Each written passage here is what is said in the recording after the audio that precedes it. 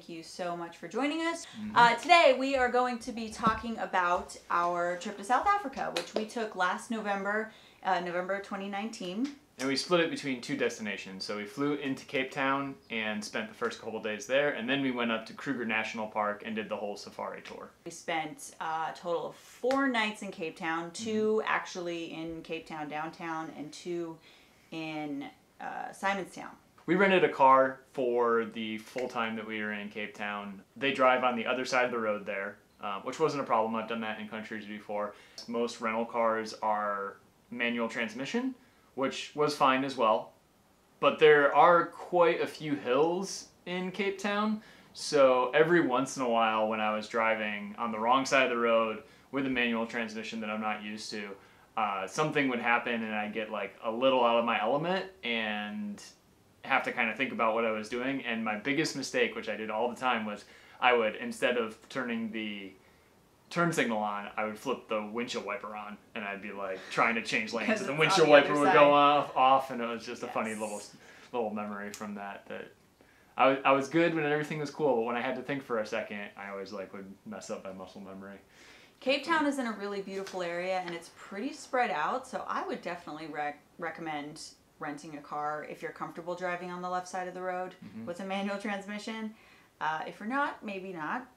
Public transportation is pretty good. It is a major city, but there's a lot of beautiful coastline to see, and you can just kind of explore at your leisure. The first couple days we stayed right in, I guess, the downtown proper area of Cape Town. Yeah, we were right on the corner of the Bo-Kaap neighborhood, which is very famous on Instagram. Yep, so that's a really cool neighborhood. I think it's a Muslim neighborhood, and all the houses have been painted these beautiful pastel colors, and it's just a really cool, colorful area. And we didn't plan it that way, but our hotel just happened to be right around the corner from it, so. Yeah, it's a very multicultural area, so you'll hear the call to prayer, and there's lots of different kinds of food around.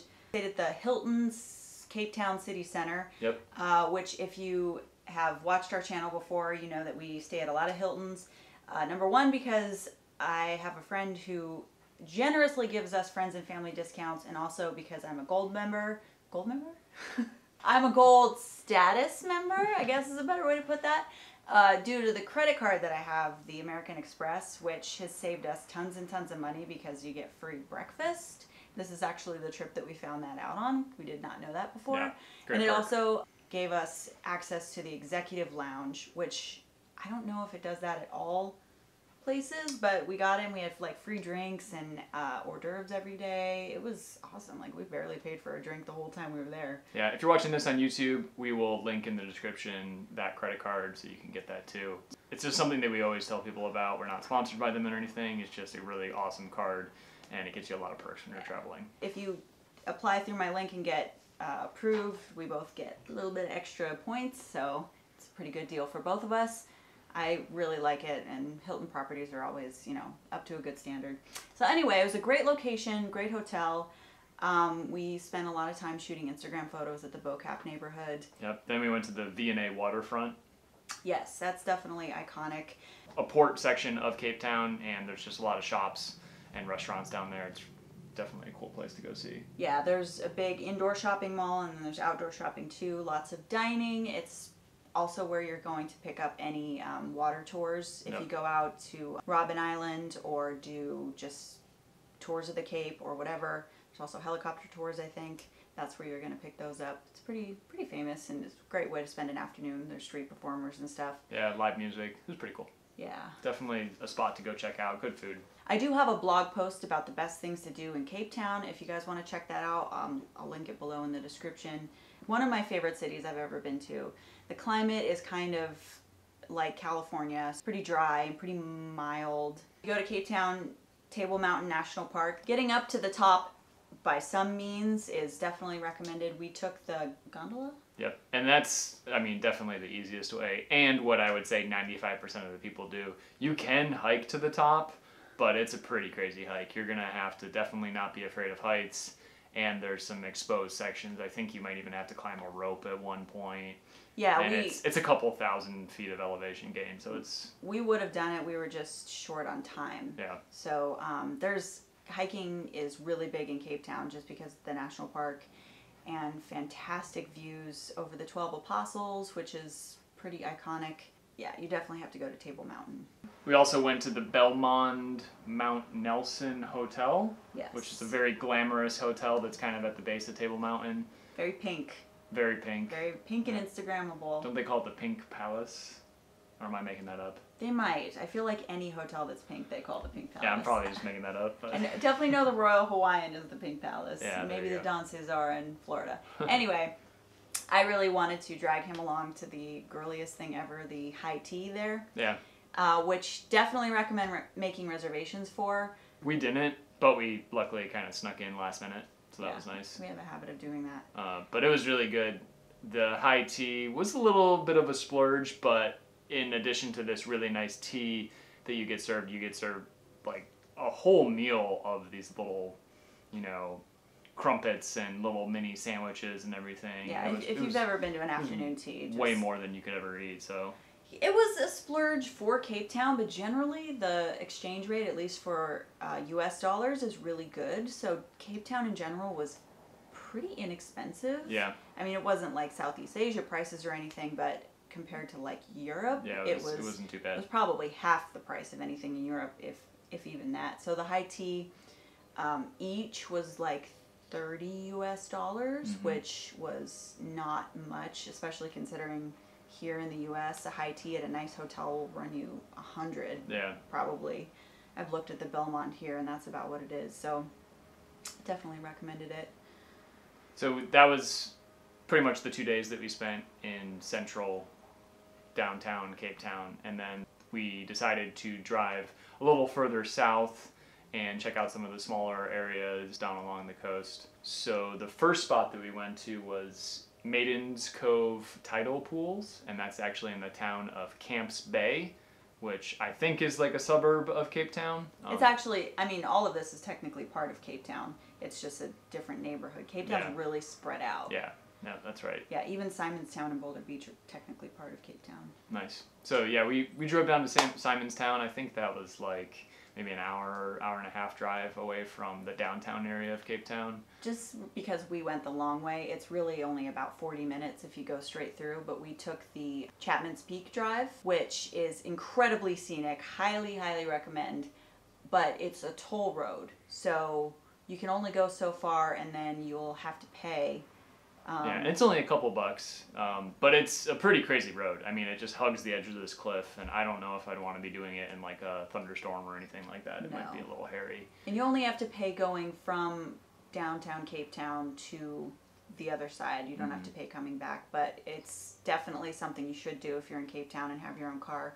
The drive to there goes along the 12 Apostles, like Kelly said, so there's just really great mountain views the whole way. Yeah, an incredible beach. Yep.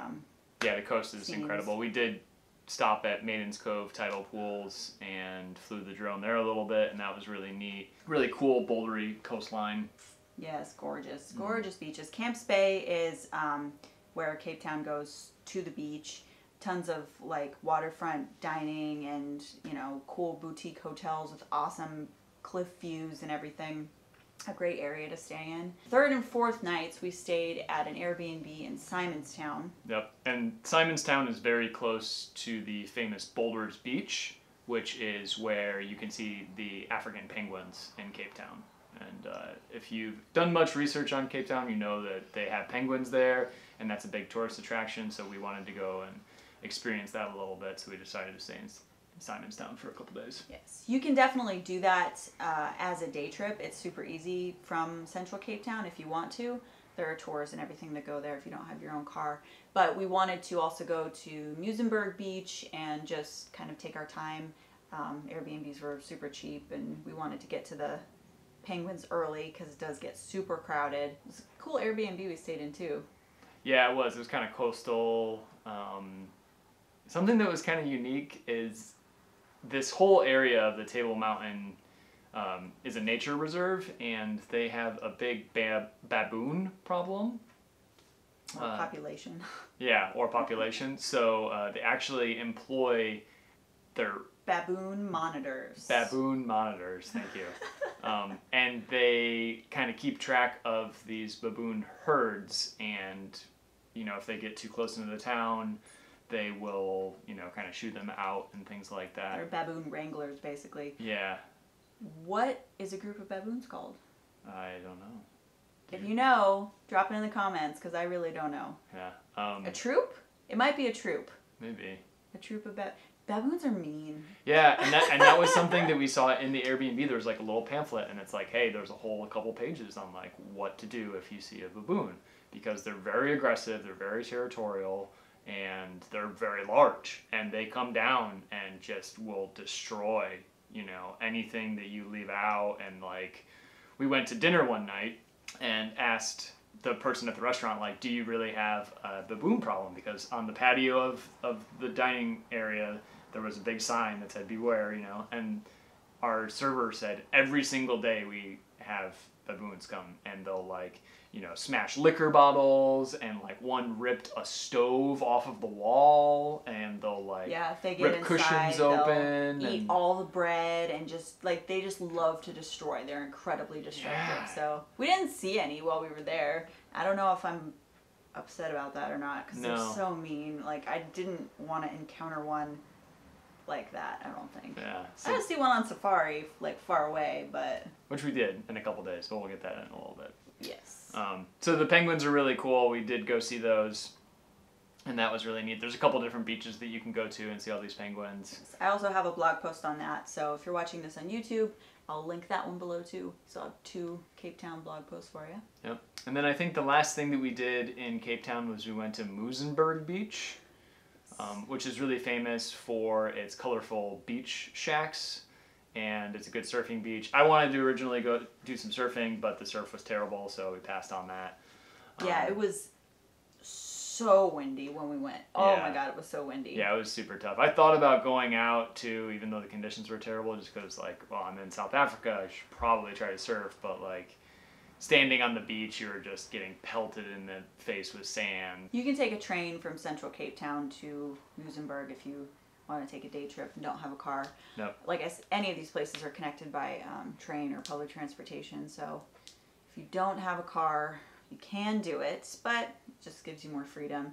We had a really nice lunch that was, man, everything was so very inexpensive. And good food. I remember being surprised by that, and maybe just because I didn't do my research, but it was a very welcome surprise. I think maybe because we were in London and Germany for like a day before that, and everything's just ridiculously expensive. Might have been. But after that, we went back to the airport and we flew up to Johannesburg. From Johannesburg, we rented a car and took the 6 or so hour drive to Kruger National Park. Yes, there are a couple of airports much closer to Kruger National Park. I can't recall the actual names of them right now, but one I think is called Kruger.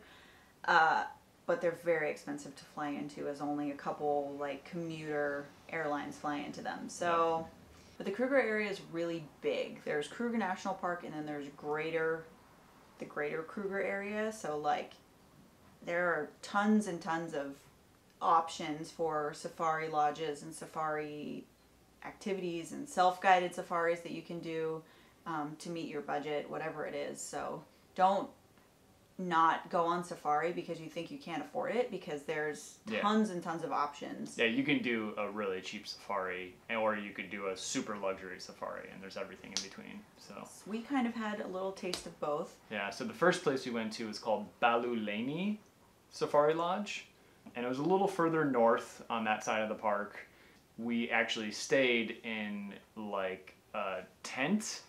It was kind of like a glamping situation. Yeah. So it was a tent in the sense that the walls and the roof were all canvas, but it had like a really nice foundation and plumbing and kind of some interior walls and everying. Yeah, so and electricity. Electricity, it was shower, and everything like that. And that was really cool.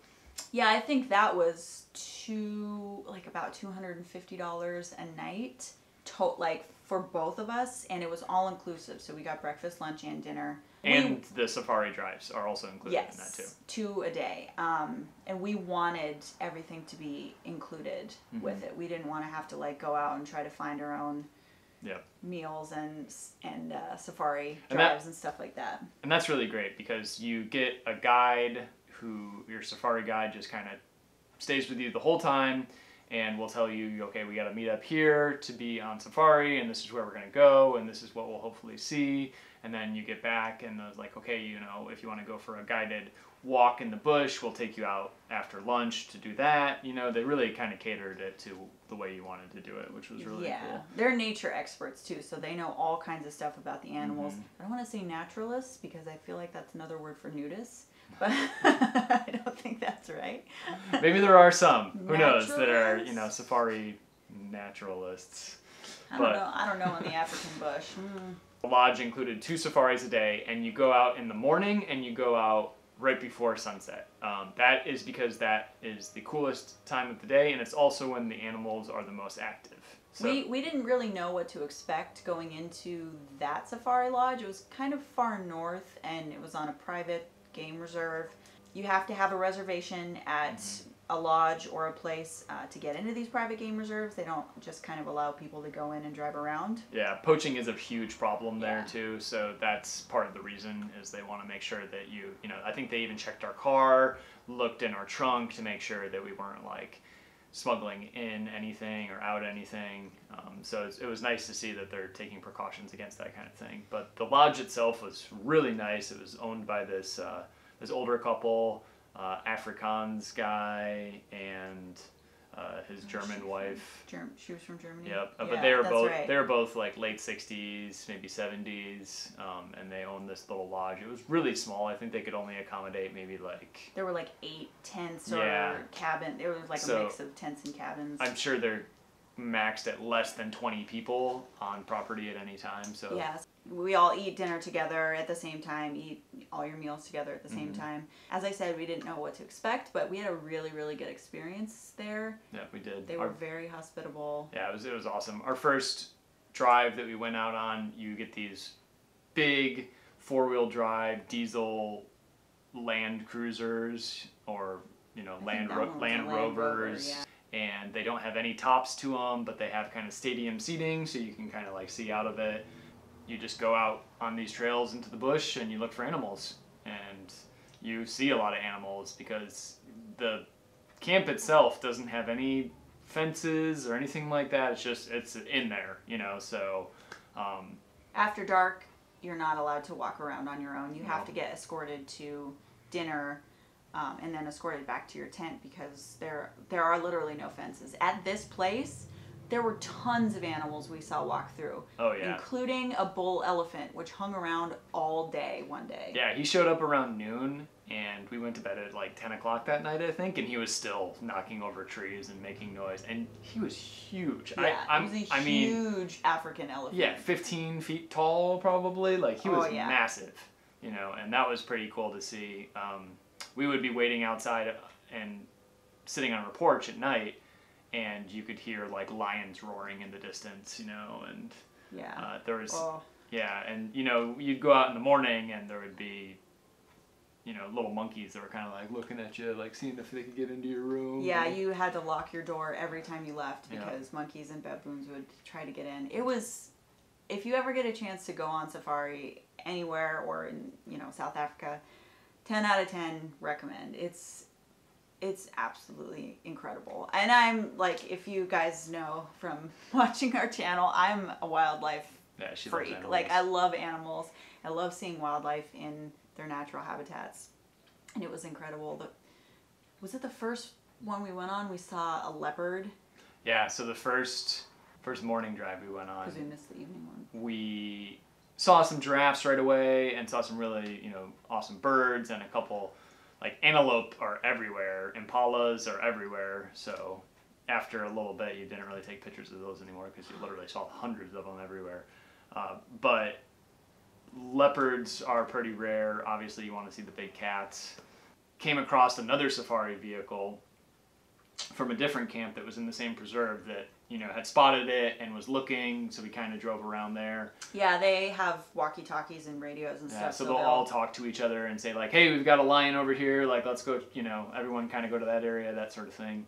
Got to the spot, didn't see anything, kind of turned around, drove back, still didn't see anything, and then out of nowhere, this giant leopard just, like, walked right in front of us. He was probably 15 feet away. 15 feet away. And so close. Just right just, there. Like, hanging out, like across the road. Oh my God. And like growling, and like it was insane. And I had a 400mm lens for my camera, so I was just snapping photos away, and I've got, you know, these incredible images of just this head of this leopard that I'll never forget. Yeah. Yeah, it was a really insane experience just to see that. Other than that, the wildlife wasn't overwhelmingly great in that area. Yeah, we had, I mean, the elephant encounter in the camp, and we saw a couple other elephants there too.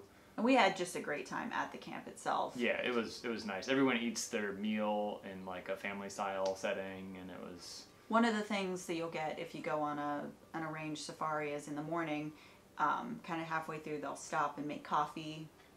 Yep, out in the bush, and set up a little kind of picnic or something like that, and you'll actually just, you know, have your biscuits and have your coffee before you go back and have your big lunch.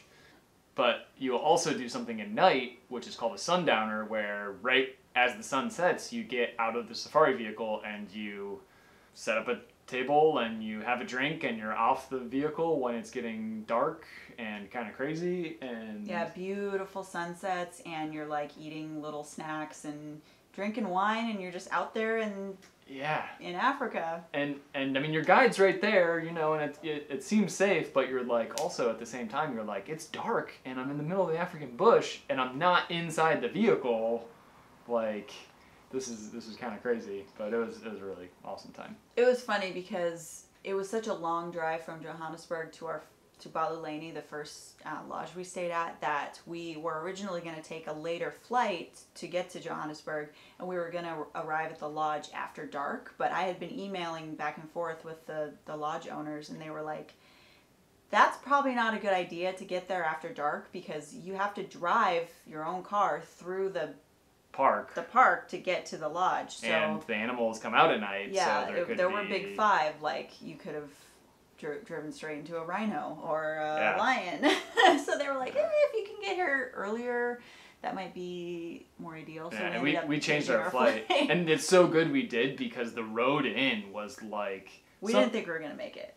No, we didn't have 4x4 or anything. And it was like, it was more like a four-wheeler trail, you know, or like an off-road vehicle trail. It really wasn't anything. Yeah, we had a little Toyota, like...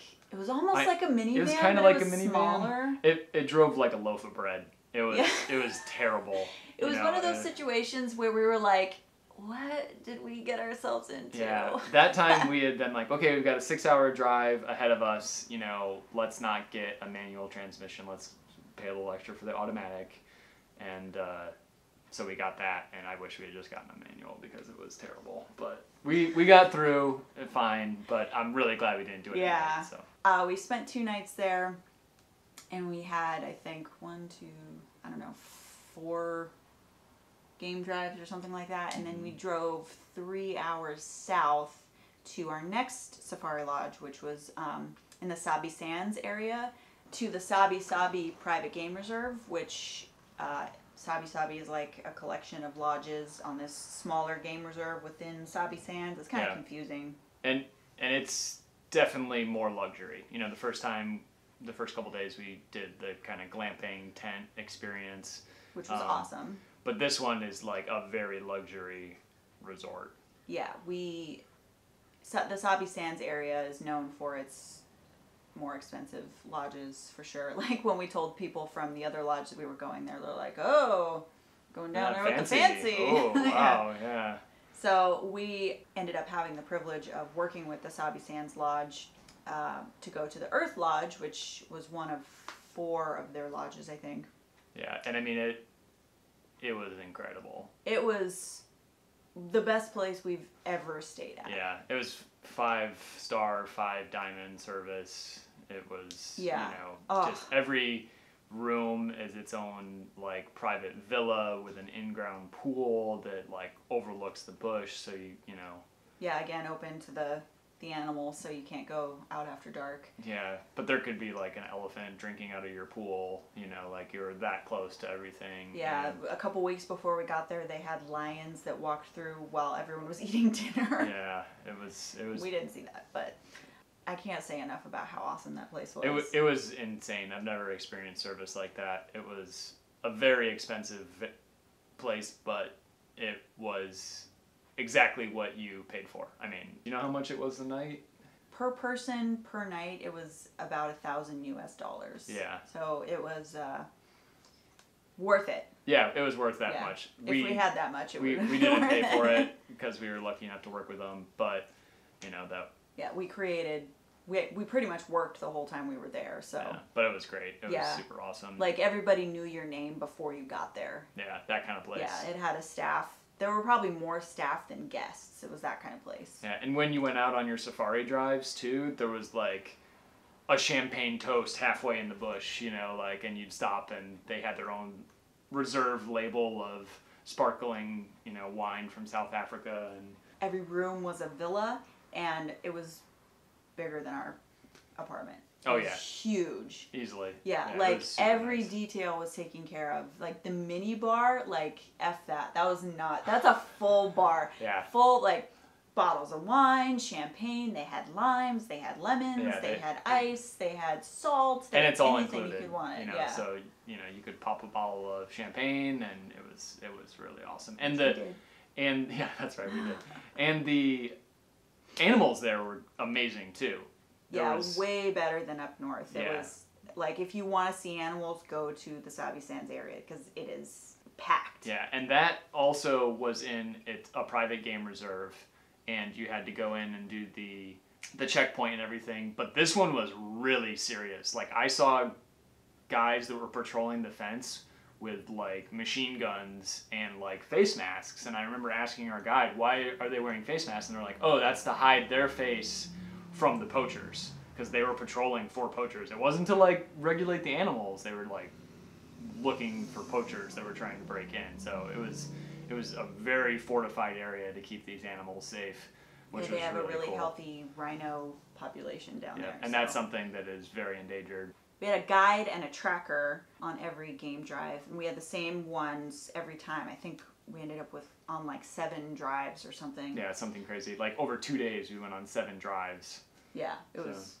I loved it. It was so exciting. Every single time, it was exciting. Yeah, and our first drive there, we saw a leopard and a leopard cub together, and that was insane. I saw my first hyena, which literally got arm's length away from me in the truck. That was crazy. And we also made vlogs of all of our time at this safari lodge. So we'll link that in the description of this if you're watching it on YouTube. Yeah, I have a blog post about this too that reviewed the whole thing, which basically goes, Sabi-Sabi, it was awesome. Yeah, it really was though. It was to paraphrase. Super incredible. And we saw rhinos, we saw a young rhino, like baby rhino, we saw wild dogs, which I guess are super endangered. So we saw a pack of probably like 40 wild dogs, which is really cool. We just hung out with them for an hour or so on the game drive. And we saw, I think, 3 different leopards, 4 if you include that baby the cub that we saw. On the last day, we saw lions. We saw like 4 of them from a very far distance, but it was kind of over the border of another reserve that we weren't really allowed to go on to, so we couldn't get super close, but we still got some really incredible photos from a distance. Really awesome experience. The food was insanely good. There was at one point we were sitting down for dinner and I was like, I'm kind of cold, and magically someone appeared with a blanket.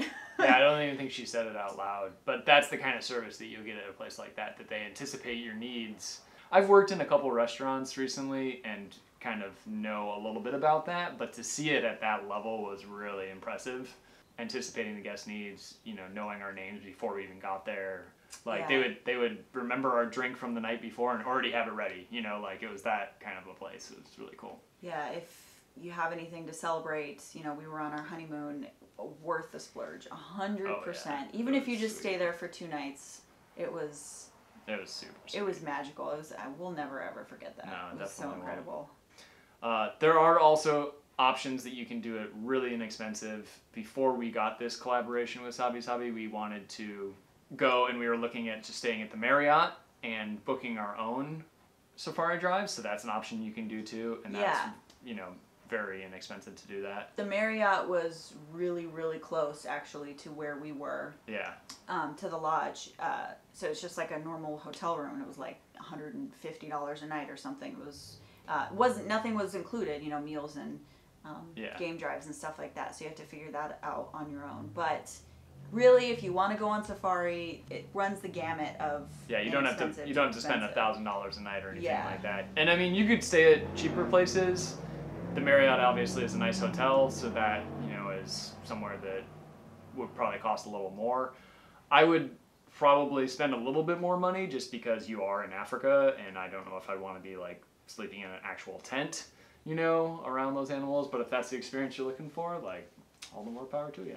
We did it on the private game reserves, which like you have to have the reservations and stuff for in part of Greater Kruger. But if you actually go to the national park, you go in and you can drive yourself. Like you can go in, drive your own car, do your own little safari on your own. Just look for animals on your own.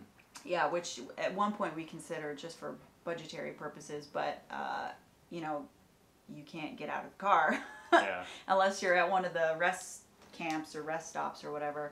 You don't want to do that. They don't.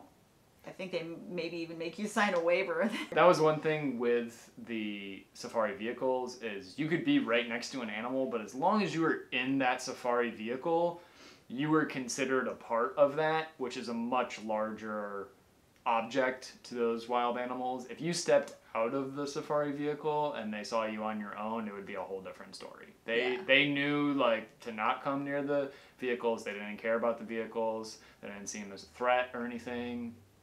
They really just kind of ignored you when you were there.